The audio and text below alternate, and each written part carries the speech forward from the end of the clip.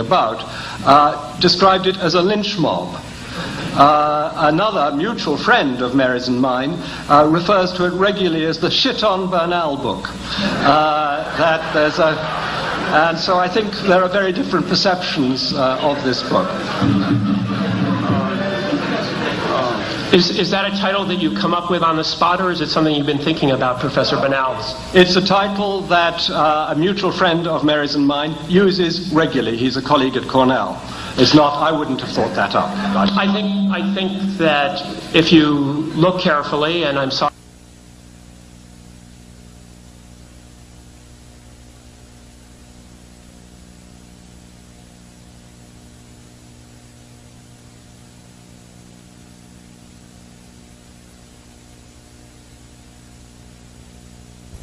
book carefully yet. I think when you do, you will see that there are not very many ad hominem attacks in it, although I find your defensiveness about that somewhat curious, since in Black Athena volumes 1 and 2, part of your methodology has involved actually contextualizing people and talking about their family relations, their own personal backgrounds. And so I'm a little bit puzzled by that kind of response. I have no objection to people attacking me personally. What I would like to see is a all-round collection, and I think that as I live by the sword of the sociology of knowledge, I must be prepared to die by it. And I think that people will see in 20 years where I'm coming from or what my personal problems or axes were. And I think that's part of the story of the book, but I think there's also the substance of the book, and I would have hoped to have found a wider scan, and we've had many collected volumes on this. I mean, don't think this is the first response to my work. There have been 4 journals now have had selections of articles on my responses and their responses to my responses, and there has been real dialogue. This was a book which I was not told about till long after it had begun, and when I was told about it and asked if I could see the pieces to write a response, I was told there was to be no response, and furthermore that the responses that I had published to the articles criticizing me were not to be included. This does not seem to me opening the debate, it seems to me stamping out heresy.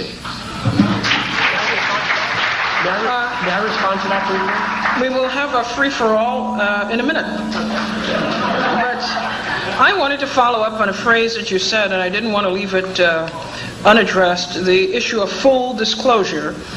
And it is to that I'd like to ask the question of Professor Lefkowitz.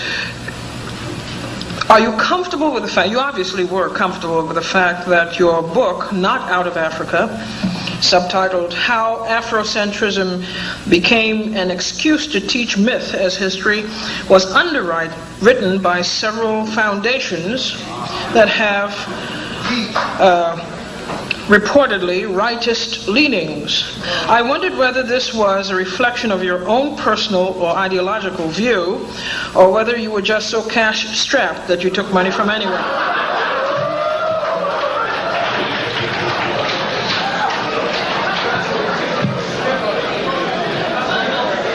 No one tells me what to think, and no one tells me what to say except me, and the main financing of this book was out of my own pocket. Sure.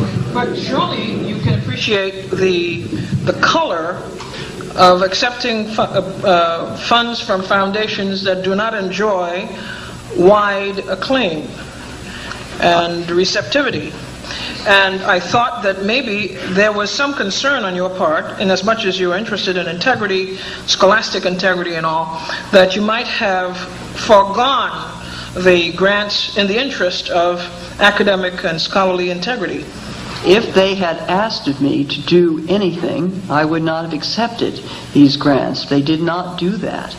Therefore, the grants did not go to me, they went to Wellesley College, which had no objection to taking the money.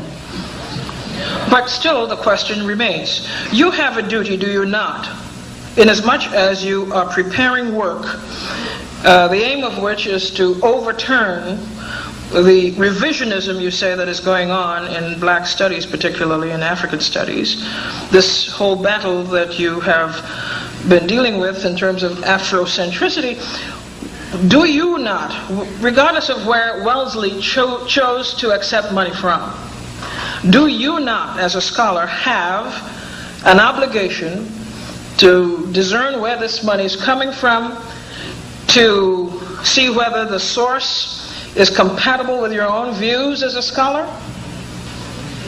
I did not see anything in the conditions of the grant that inhibited what I did and what I meant to do or say or think.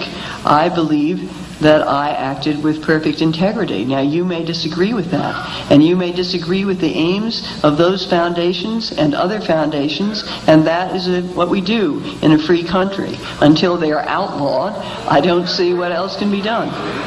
Well, let me ask you the question perhaps more directly.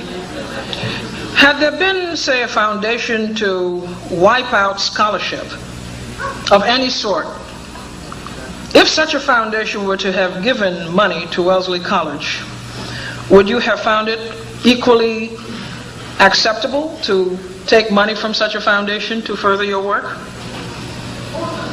I don't know what foundation you're talking about. This seems to be a totally hypothetical question. It's totally hypothetical. I don't know what you're trying to force me to say or to compel me into please do what understand. corner you're trying to put me. I'm not forcing. Go ahead and attack me. I'm not forcing you to say anything, Professor Lefkowitz. I'm just trying to elicit a cogent response from you. Well, you be the judge of my response. All right. Okay, in this last round, before we get to questions, and we will get to questions, but let me warn you, you ought to have questions that are questions, not lectures, and that are straight to the point. In this round, it will be a free-for-all in which all of the discussants are permitted to ask questions of each other and to chime in responses whether they are asked the question directly or not. Will we have time to sum up afterwards? Yes, we certainly will. You're treating. I think we should. All right. I just wanted Professor Lefkowitz to know some basic information about the concept of Afrocentricity. There's a lot of people who believe in the African awakening and discovering of their history and their culture who do not accept the word Afrocentricity because it's a compromise with the word Africa. It's either African centricity or it's nothing. That's right.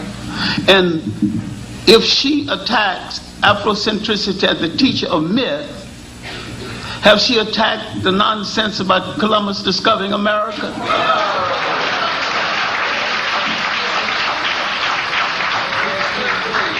Because he discovered absolutely nothing, and he committed an act of genocide. He set in motion an act of genocide 10 times worse than the act of genocide in Europe called the Holocaust, as though that was the only Holocaust in the world. That event in Europe was wrong. And even if only 6 people were killed, it was wrong. But it was a matter started in Europe by Europeans that should have been solved in Europe by Europeans.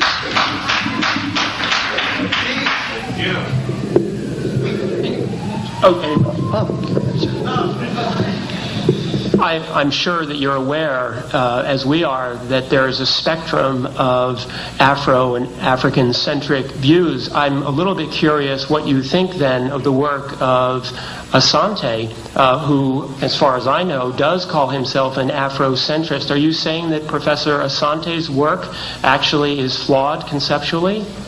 I'm saying that all work under the guise of Afrocentrist is not perfect, but it is an earnest effort to restore Africa to a proper commentary in human history. I think Professor Asante's work is written too fast, and there's some things he hadn't checked out as well as he need to, and I think too many times Afrocentricity becomes a personality difficult, but that don't mean that I'm against African people discovering their history, their literature, their place in the political science of the world. That don't mean that I have not played a role in encouraging people to write about Africans in all the societies of the world. See, your talk keeps telling me what you have not read.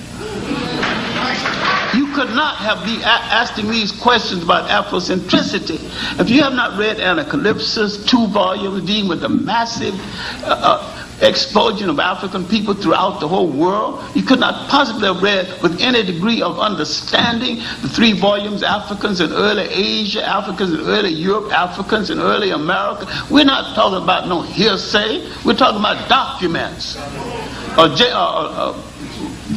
Professor Joseph Harris's book dealing with the global dimensions of the African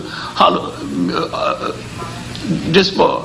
I don't know, you keep telling me, you keep